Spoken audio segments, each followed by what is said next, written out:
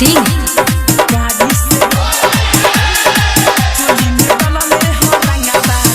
कोई सखी रे गलती भतार के चोली में रंगवा ना डलले ह प्यार से चोली में रंगवा ना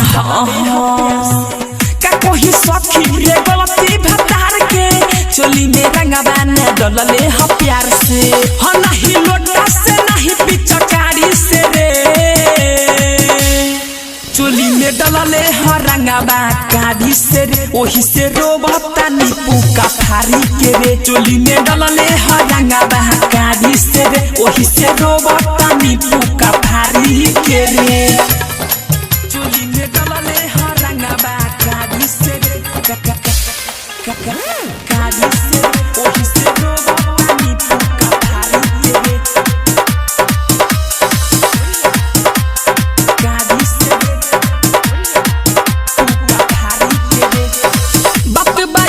करी कैसे के हाला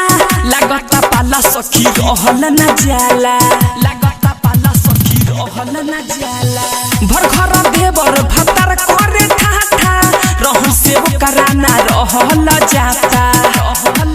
पिके आइले रहे दारू मोतिहारी से रे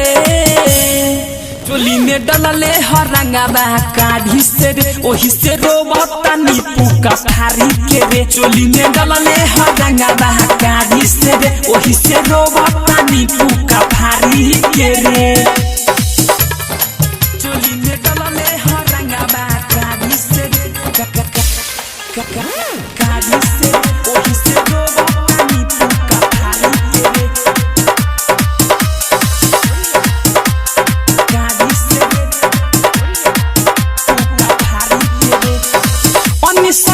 नीरज रहे बफानी में डाल दिले सोनिया राजेश पारासानी में डाल दिले सोनिया राजेश पारासानी नीरज रहे बफानी में डाल दिले सोनिया संतोष पारासानी में मजा मिलो नहीं सुना पिचकारी से रे